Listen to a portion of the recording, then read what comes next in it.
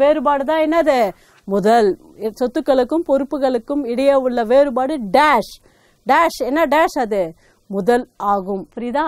அப்போ தொடக்க முதல் கண்டுபிடிச்சிட்டோமா? அந்த முதல் எடுத்துட்டு வந்து எதோட நிகர லாபம் லாப நஷ்ட கணக்கில் கண்டுபிடிச்சல முதல் பிளஸ் நிகர லாபத்தை கூட்டி எடுப்பை கழிச்சு வெளிக்காலத்தில் எடுத்துட்டு வந்துரு. இங்கே தேய்மானத்தை மட்டும் கழிக்கணும். இதெல்லாம் ஏதாவது இருந்தால் தேய்மானம் இருந்தால் கழிக்கணும். கடனாளிகளில் வாராக்கடன் தள்ளுபடி ஒதுக்கு ஏதாவது இருந்தால் கழிக்கணும். இல்லைன்னா அப்படியே போட்டுடலாம். போட்டு கழிச்சு எடுத்துகிட்டு வந்து ஏன்னா சொத்து சைடுடைய மொத்தத்தை எடுத்துகிட்டு வந்து பொறுப்பு சைடு போட்டு ரெண்டுத்தையும் வந்து ஒரு பொறுப்பு சைடு போடக்கூடாது. பொறுப்பும் சொத்தும் இங்கே என்ன ஆகணும் டேலி ஆகணும், கரெக்டாக இருக்கணும். அப்போ தான் நீ போட்ட கணக்கு ரைட்டாக இருக்குது. அப்போ சொத்து சைடெல்லாம் கூட்டிக்கோ, பொறுப்பு சைடு கூட்டு, ரெண்டுமே ஒரே மாதிரியான டோட்டல் வர்றதுனால அது நீ போட்ட கணக்கு ரைட்டு. ஓகே, 20 மார்க் கணக்கு புரிஞ்சிருக்கும்னு நினைக்கிறேன். அடுத்தது இதே மாடலில் இருக்குது 30வது கணக்கை நீ போட்டுப்பாரு. இந்த 29வது கணக்கும் 30வது கணக்கும் 29, 30 பயிற்சி வினா. புரியுதா? இந்த ரெண்டு கணக்கும் வந்து நீ வந்து என்ன பண்ணுறது திருப்பியும் போட்டு பார்க்கணும். புரியுதா? 29, 30 உன் பயிற்சி வினால 29, 30வது கணக்கும் நீ என்ன பண்ணணும் நல்லா போட்டுப்பாரு. 29, 30 எதுக்கு இந்த ரவுண்ட் பண்ணியிருக்கேன் நான்? இந்த ரெண்டு கணக்கும் இந்த மாடலில் வச்சு 29 நான் போட்டிருக்கேன். இந்த மாடல் அந்த கணக்கு போட்ட கணக்கே நீ 2-3 வாட்டி போட்டு பார்த்துட்டீங்கன்னா அடுத்தது உனக்கு 30வது கணக்கு உன் பயிற்சி கணக்கு எடுத்து நீ போட்டு பார்க்கலாம். ஓகே, போட்டு பார்த்துட்டு விட கரெக்டாக வந்துடும். எல்லாரும் என்ன மார்க் வாங்கிடணும், அதில் 1 மார்க்கு கூட குறையாமல் 20 மார்க் வாங்கிடணும். சப்போஸ் மொத்த கொள்முதல் மொத்த விற்பனை அது மாதிரி ஏதாவது கேட்குறாங்கன்னா அதுலேயே நீ போட்டு நீ பார்த்துடலாம். புரியுதா? அப்போ அதுக்கும் ஒரு 5 மார்க் கொஷனுக்கு நீ ரெடி ஆகிடுவேன். இப்போ தொடக்க நிலை அறிக்கை தயாரிக்கிறதுனால தொடக்க முதல் கண்டுபிடிக்கிறோம். 12 மார்க் கொஷனுக்கு ஒரு பார்ட் 4 மார்க் உனக்கு கிடைக்குது இல்லையா? அதனால் இந்த 20 மார்க் கொஷின் நீ தயாரிக்கிறதுனால 1 மார்க் கொஷின் ரெடி ஆகுது, 5 மார்க் கொஷின் ரெடி ஆகுது, 12 மார்க் கொஷின் 20 மார்க்கும் நம்ம வாங்கிடலாம். ஓகே, அடுத்தது இன்னொரு மாடல் இருக்குது. அது எடுத்துக்காட்டில் மட்டும் ஒரே ஒரு கணக்கு தான் இருக்குது, வேறு வழியே கிடையாது. நான் அதை நடத்திடுறேன். பப்ளிக் கொஷின் பேப்பர்ஸ் உனக்கு கிடைச்சிதுன்னா அந்த பப்ளிக் கொஷின் பேப்பரில் எடுத்து பாருங்கள். அந்த ஒரு மாடல் இதில் முதல் கொடுக்கல, அதனால் நம்ம முதல் கண்டுபிடிச்சோம் இல்லையா? அதில் முதல் கொடுத்துருவாங்க. இந்த ஒரு கணக்கு மட்டும் இருக்காது, மீதி எல்லா கணக்கும் முதல்ல இருந்தே மொத்த கடனாளிகள் மொத்த கடன் இந்த ஒரு கணக்கு வியாபார கணக்கு லாப நஷ்டம் இருப்புநிலை குறிப்பு 5 ஸ்டெப்பில் அதை ஈஸியாக முடிச்சிடலாம். அப்போ அந்த 20 மார்க் கொஸ்டினில் எப்படி வந்தாலும் நம்ம என்ன பண்ணலாம் கணக்கு போட்டுடலாம். அப்போ அந்த கணக்கு வந்து மாடல் கணக்கு தான் இருக்குது. மாடல் கணக்கு புக் எடுத்துக்கோ. பேஜ் நம்பர் 114 எடுத்துக்காட்டு 14வது சம்மு. அந்த மாடலில் தான் நிறைய வருது. அதனால் வந்து இந்த 2 மாடல் மட்டும் தெரிஞ்சுக்கிட்டேன்னா 20 மார்க் நீ வாங்கிடலாம். இந்த கணக்கு நீங்கள் போட்டுக்கிட்டு இருப்பீங்கன்னு நினைக்கிறேன். அழிச்சிடுறேன். இப்போது உங்கள் புக்கில் இந்த கணக்கு ஒரே ஒரு கணக்கு தான், எடுத்துக்காட்டு கணக்கு இருக்கிறதுனால வேறு வழி இல்லை. 114வது பக்கத்தில் 29வது எடுத்துக்காட்டு, 114வது பக்கத்தில் 14வது எடுத்துக்காட்டு, பேஜ் நம்பர்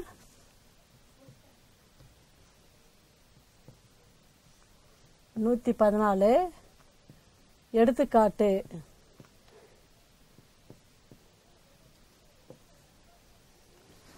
பேஜ் நம்பர் 114 எடுத்துக்காட்டு வந்து 14வது எடுத்துக்காட்டு பேஜ் நம்பர் 114 இருக்குது. அதை வச்சு நம்ம கூடுதல் தகவல்கள் என்னது திருமதி மாலதி தனது கணக்கேடுகளை ஒற்றைப்பதிவு முறையில் வைத்திருக்கிறார். மாலதி கணக்கு புரியுதா? மாலதி கணக்கு வந்தால் ஈஸியாக போட்டுரு. 1/4/2003 அன்று அவருடைய முதல் வந்து 2.5 லட்சம். அப்போ முதல் கொடுத்துட்டாங்க. 1/4/4னவே உனக்கு தெரியும். 1/4னவே என்னது தொடக்கம். அப்போ தொடக்கத்தில் கொடுத்துருக்கிறதுனால அது தொடக்க முதல். அப்போ அந்த தொடக்க நிலை அறிக்கை தயாரிக்க வேண்டிய அவசியம் இல்லை. மீது 5 கணக்கு மட்டும் நம்ம ஸ்பீடாக தயாரிச்சிடலாம் இல்லையா? இப்போ ஏற்கனவே உனக்கு தயாரிச்சிருக்கோம். என்னது மொத்த கடனாளிகள் கணக்கு ஃபஸ்ட்டு.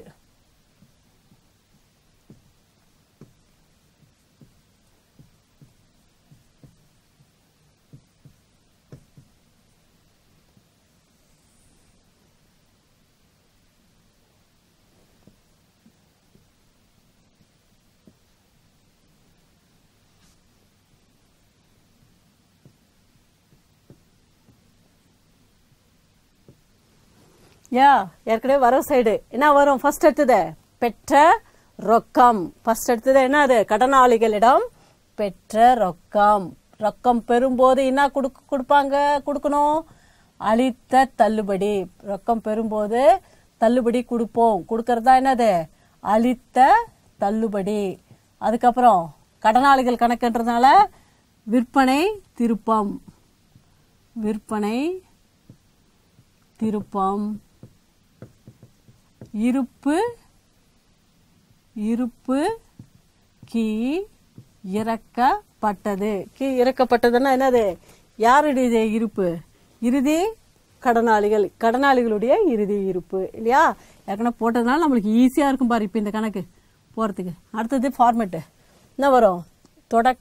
தொடக்க கடனாளிகள் இல்லையா? அதுக்கு என்னது? இருப்பு கீ கொணரப்பட்டது. இருப்பு கீ கொண்டு வரப்பட்டது. யார் இது? தொடக்க கடனாளிகள். அதுக்கப்புறம் என்ன கண்டுபிடிக்க போகிறோம்? கடன் விற்பனை. ஆச்சா? அடுத்தது ஃபார்மேட் எழுதுரு. மொத்த விற்பனை. மொத்த விற்பனை நம்ம கண்டுபிடிக்க போகிறோம். நீ கண்டுபிடிச்ச கடன் விற்பனையும்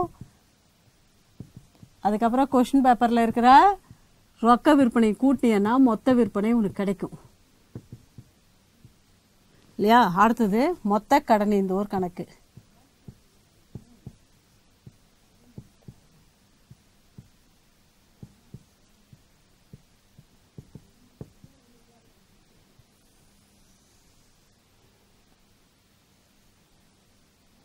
பற்று விவரம்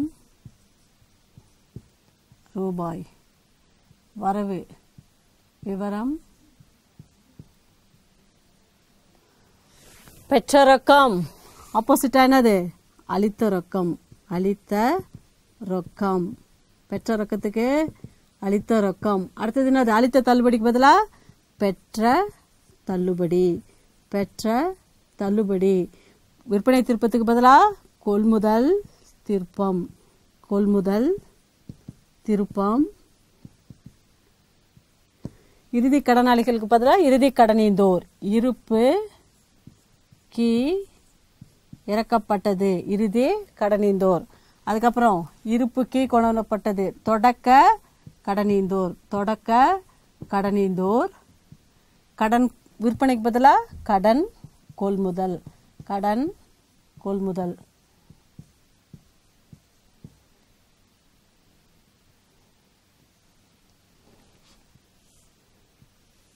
இதுல இருந்து மொத்த கொள்முதல் கண்டுபிடிக்க போறோம். மொத்த கொள்முதல் எப்படி கண்டுபிடிக்க போறோம்? நீ கண்டுபிடிச்ச கடன் கொள்முதலையும் கொஸ்டின் பேப்பர்ல இருக்கிற ரொக்க கொள்முதலையும் கூட்டி மொத்த கொள்முதல் கண்டுபிடிக்க போறோம். ஃபார்மேட் எழுதாச்சா? ஈஸியா புரியுதா பாரு? இப்போ ஏற்கனவே போட்டதுனால நம்மளுக்கு ரொம்ப ஈஸியா இருக்கும். என்னது? கடனாளிகளிடம் பெற்ற ரொக்கம், அளித்த தள்ளுபடி, விற்பனை திருப்பம், இறுதி கடனாளிகள். இங்க வந்து தொடக்க கடனாளிகள், கடன் விற்பனை. மொத்த விற்பனை கண்டுபிடிக்க போற. இந்த கடன் விற்பனையும் ரொக்க விற்பனையும் கூட்டி மொத்த விற்பனை கண்டுபிடிக்க போறோம். அதுக்கப்புறம் மொத்த கடனீந்தோர் கணக்கு. என்னது இதுங்க? பெற்ற ரொக்கம். கடனாளிகளிடம் பெற்ற ரொக்கம் போரு. கடனீந்தோருக்கு அளித்த ரொக்கம்.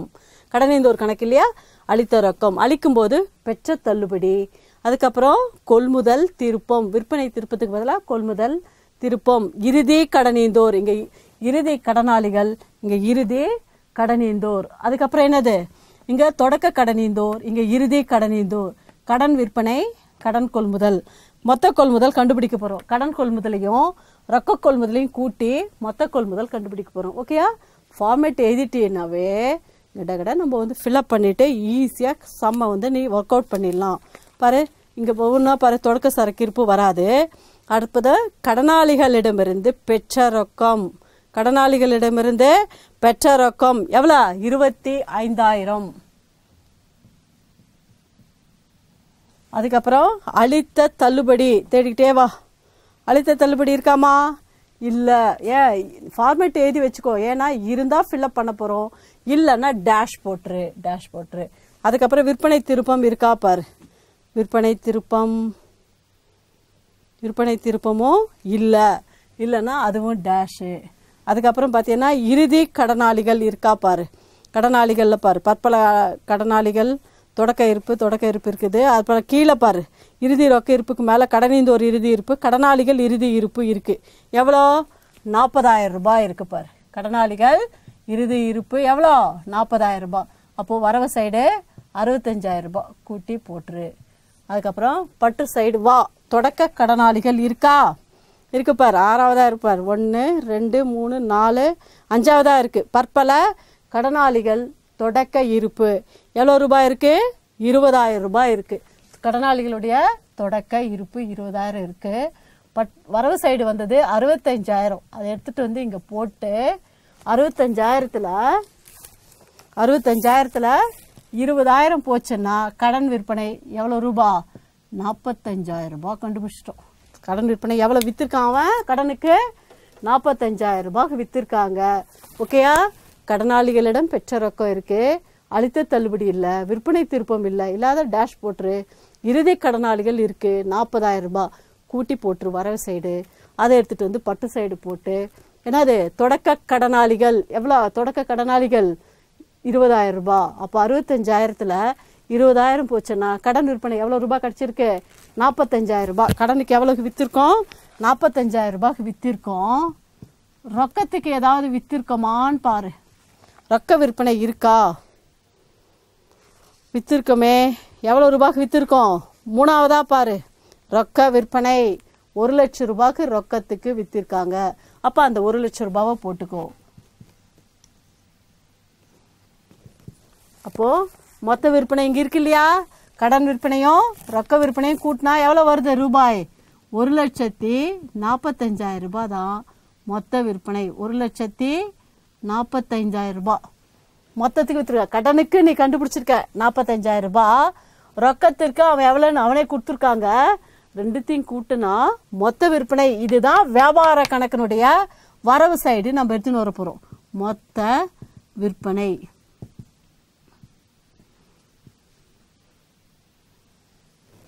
ஓகேயா? மொத்த விற்பனை நம்ம கண்டுபிடிச்சிருக்கோம். வியாபார கணக்கினுடைய வரவு சைடு விற்பனைக்கு எடுத்துகிட்டு வந்து போட போகிறோம். ஓகேம்மா? அடுத்தது வந்து கடனாளிகள் கணக்கு, மொத்த கடனாளிகள் கணக்கு தயாரிக்க போகிறோம். அளித்த ரொக்கம் இருக்கா பாரு. கடனாளிகளுக்கு பற்பல 3வதாக பாரு. பற்பல கடனீந்தோருக்கு அளித்த ரொக்கம் எவ்வளோ ரூபாய் அளித்திருக்காங்க? 30,000 ரூபாய் அளிச்சிருக்காங்க. அப்போ அளித்த ரொக்கத்தில் 30,000. அதுக்கப்புறம் பெற்ற தள்ளுபடி இருக்கா? பெற்ற தள்ளுபடி இல்லை. அப்போ டேஷ் போர்டு.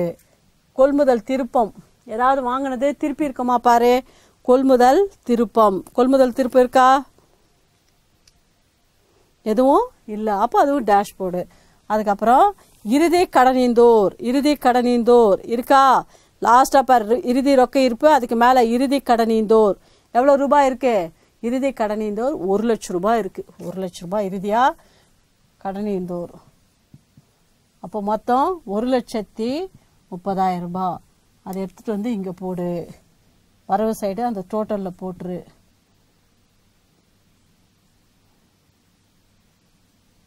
₹1,30,000 ரூபாய் டோட்டலில் போட்டாச்சா? அப்போது தொடக்க கடனீந்தோர் இருக்கா பாரு. 6வதாக இருக்கு பார். பற்பல கடனீந்தோர் தொடக்க இருப்பு. 6வதாக என்ன இருக்கு? 91,500. 91,500. அப்போ இதில் இருந்து இதை கழிக்கணும். 1,30,000 இருந்து 91,500 கழிச்சோன்னா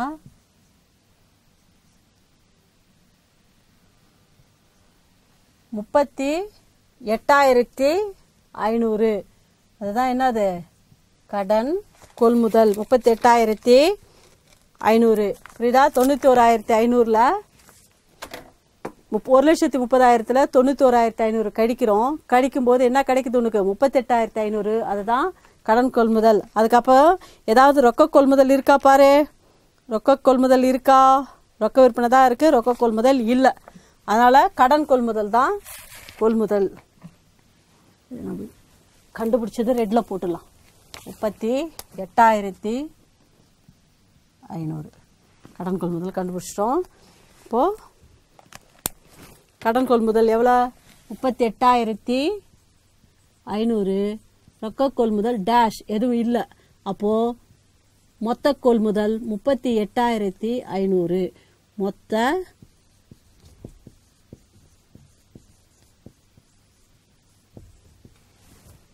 மொத்த கொள்முதல் வந்து எவ்வளோ?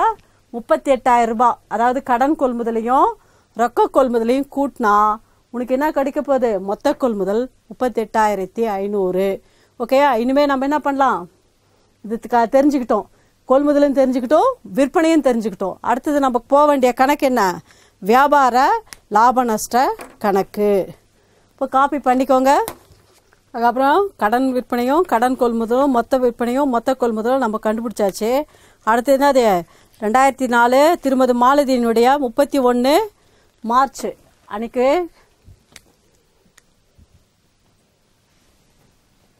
திருமதி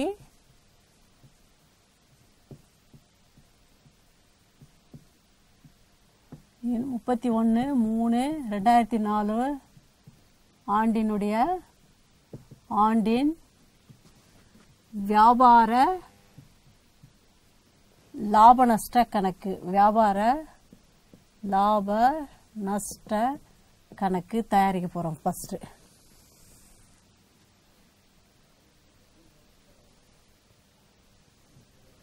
அதாவது பற்று விவரம் ரூபாய், பற்று வரவு விவரம் ரூபாய்.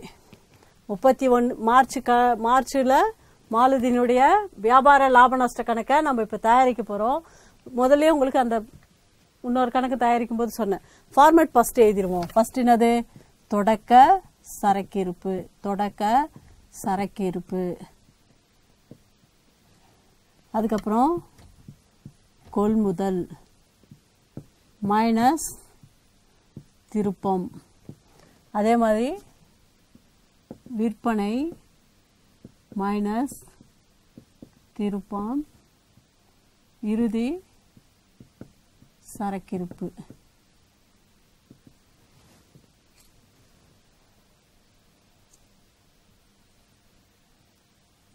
இல்லையா?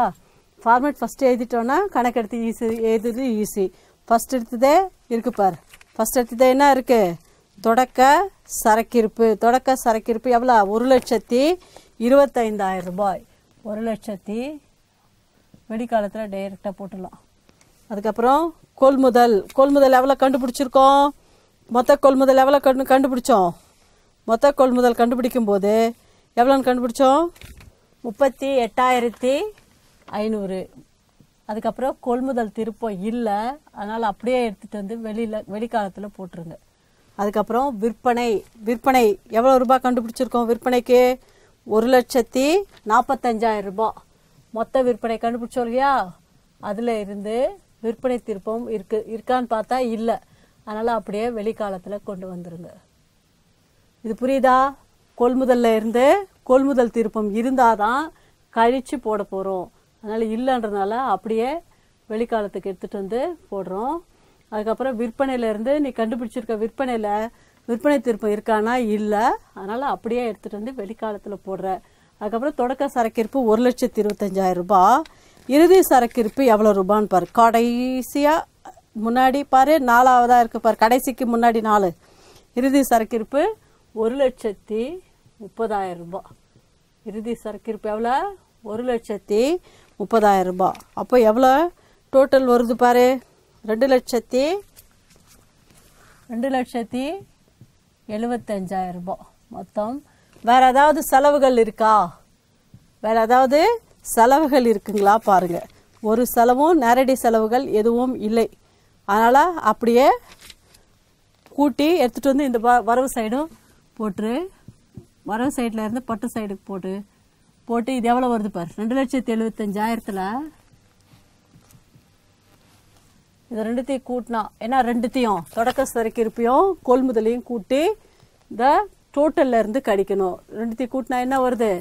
1,43,500.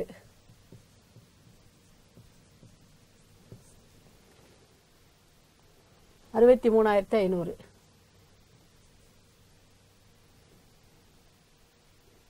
கழிச்சோன்னா 500, 4ல் 3 போச்சுன்னா 1, 7ல் 6 போச்சுன்னா 1, 2ல் 1 போச்சுன்னா 1. அப்போது மொத்த லாபம் 1,00,000. மொத்த லாபம் வியாபார கணக்கு எதற்காக தயாரிக்கிறோம்? எதுக்காக? மொத்த லாபத்தை காண்பதற்காக. மொத்த லாபம் கண்டுபிடிச்சிட்டோம். எவ்வளோன்னு கண்டுபிடிச்சிருக்கோம்? 1,11,500. 1,11,000 மொத்த லாபம் கண்டுபிடிச்சிட்டோமா? அடுத்தது என்ன கணக்கு போடணும்? லாப நஷ்ட கணக்கு போடணும். அடுத்தது போடக்கூடிய கணக்கு வியாபார கணக்கு முடித்த உடனே அடுத்த கணக்கு நம்ம போடக்கூடியது என்னது? லாப நஷ்ட கணக்கு. லாப நஷ்ட கணக்கில் என்ன கண்டுபிடிச்சிருக்கோம்? மொத்த லாபம் கண்டுபிடிச்சிட்டோம் இல்லையா? மொத்த லாபம் வந்து எவ்வளோன்னு கண்டுபிடிச்சிருக்கோம்? 1,11,500